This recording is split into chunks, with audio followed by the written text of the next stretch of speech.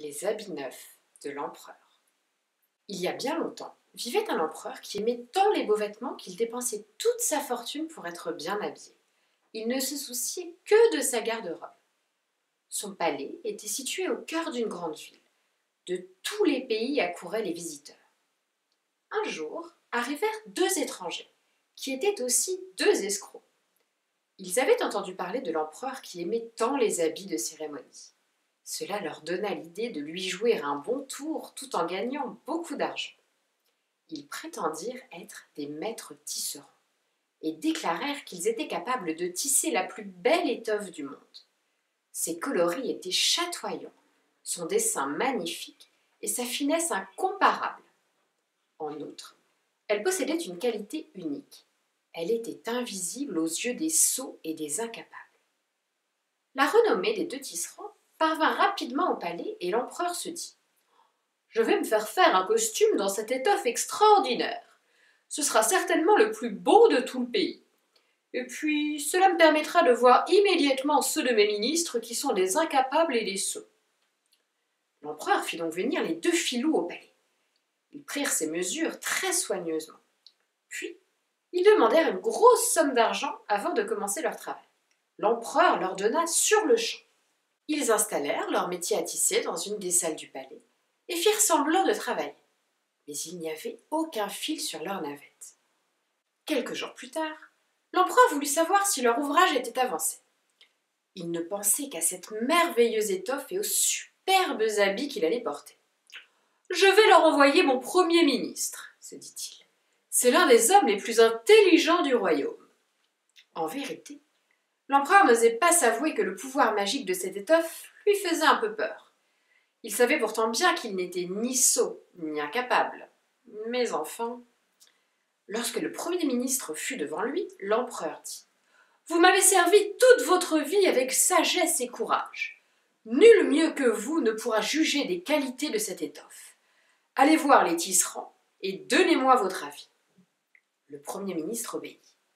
Lorsqu'il arriva dans la salle où les deux escrocs étaient assis devant leur métier vide, il eut beau écarquiller les yeux, il ne vit rien. Rien du tout. « Bonté divine, se dit-il, je ne vois rien. » Il se frotta les yeux et s'approcha des métiers à tisser. « Vous avez raison, dit l'un des deux tisserands, de venir regarder de plus près ces couleurs magnifiques et ce dessin exquis. N'est-ce pas un chef-d'œuvre? » « Vous ne dites rien, reprit le second escroc. Est-ce que par hasard cela ne vous plairait pas? » Pour la seconde fois, le vieil homme se frotta les yeux. Il ne voyait rien, rien du tout, pour la bonne raison qu'il n'y avait rien à voir. « Allons, pensa-t-il, il y a 20 ans que j'exerce mes fonctions de Premier ministre avec sagesse. Se pourrait-il que je ne sois qu'un sot, après tout? Non, c'est impossible. Jamais je n'oserais dire à l'empereur que je n'ai rien vu. » « Alors, fit le premier tisserand, qu'en pensez-vous? » Et le Premier ministre répondit d'une voix aimable. « Je trouve cette étoffe superbe. Le dessin est ravissant et les couleurs sont très harmonieuses. Je dirai à l'empereur que je suis fort satisfait de votre travail. » Après la visite du Premier ministre, les escrocs réclamèrent encore de l'argent pour acheter des fils d'or et de la soie. L'empereur leur donna. Bien entendu, ils n'achetèrent rien du tout et mirent les pièces d'or dans leurs poches. La semaine suivante, l'empereur décida d'envoyer son grand chambellan inspecter les progrès des deux tisserands. « N'est-ce pas là une étoffe merveilleuse ?» s'écria l'un des escrocs lorsque le grand chambellan se pencha sur le métier. « Vous êtes arrivés au bon moment. Nous avons terminé une pièce et vous pourrez la prendre en main. »« Je suis pourtant sûr de ne pas être un imbécile, » se dit le grand chambellan. « Et cependant, je n'aperçois strictement rien. Si je dis à l'empereur que je n'ai pas vu cette étoffe, il me considérera comme un incapable, et je finirai par perdre mon titre et mon emploi. » Aussi fit-il 1000 compliments aux escrocs. Il revint auprès de l'empereur et lui assura que l'étoffe était réellement d'une beauté sans pareille. Finalement, l'empereur lui-même voulut voir l'étoffe pendant qu'elle était encore sur le midi. Accompagné de tous ses courtisans, le Premier ministre à ses côtés, il rendit visite aux deux tisserands.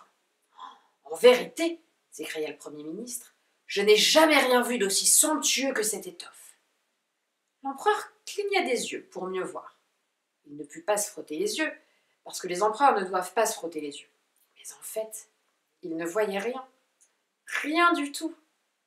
Dans ces conditions, se demanda-t-il, suis-je digne d'être empereur? Suis-je vraiment un imbécile? Je ne supporterais pas de perdre mon trône, ce serait terrible. Aussi, s'exclama-t-il comme les autres. Oh, cette étoffe est une merveille, une véritable merveille. Et il déclara aux 2 tisserands qu'ils seraient récompensés de leur habileté. Tous les courtisans se récrièrent ensuite. Oh, admirable, oh, parfait, oh, sublime. On n'entendait que des louanges. L'empereur annonça qu'il porterait des vêtements taillés dans cette étoffe splendide à la grande procession qui devait avoir lieu la semaine suivante. La veille de la procession, les 2 imposteurs firent comme s'ils enlevaient l'étoffe du métier. Puis, ils coupèrent en l'air avec de grands ciseaux et firent semblant de coudre avec des aiguilles sans fil. Le lendemain matin, ils se présentèrent devant l'empereur, les bras tendus comme s'ils apportaient des vêtements, disant « Voici les habits de cérémonie de votre Altesse impériale. Votre Altesse impériale daignera-t-elle essayer ses habits neufs devant le grand miroir ?» L'empereur enleva tous ses vêtements, et les 2 filous feignirent de lui passer, avec 1000 courbettes, tous ses nouveaux habits. Oh, l'empereur se tourna et se retourna devant son miroir, comme pour mieux les admirer. Il lui semblait pourtant qu'il ne portait rien du tout. Il déclara cependant « Oh, cela me va à ravir, la légèreté de cette étoffe est surprenante. N'est-ce pas ?» dit l'un des escrocs. « On dirait des ailes de papillon. » Le maître des cérémonies vint prévenir l'empereur que la procession était prête. Et il admira si fort les nouveaux vêtements de l'empereur que celui-ci se sentit rassuré. Les chambellans prirent la traîne, qui n'existait pas, et l'empereur descendit majestueusement les marches du palais. Les trompettes retentirent dès qu'il arriva dans la cour d'honneur. Il prit sa place, en tête de la longue procession, sous un dais magnifique orné des armes impériales. Tous les habitants de la ville se pressaient dans la rue et aux fenêtres des maisons. Tout le monde criait « Oh, comme les habits neufs de l'empereur sont beaux! Que sa traîne est magnifique !» Et d'un ample geste de son impériale main, l'empereur salua ses sujets enthousiasmés. À chacune des acclamations, l'empereur sentait renaître sa confiance. Tout à coup, la voix aiguë d'un enfant retentit. « Regardez, l'empereur n'a pas de vêtements !» Chacun répéta à son voisin ce qu'avait dit ce petit enfant. Le bruit s'amplifia et les murmures devinrent des cris. « L'empereur n'a pas de vêtements ! L'empereur n'a pas de vêtements ! L'empereur n'a pas de vêtements ! L'empereur n'a pas de vêtements !» L'empereur les entendit et il frissonna. Il lui semblait bien que son peuple avait raison. Et comme il était empereur, il continua à marcher, majestueusement, en tête de la procession.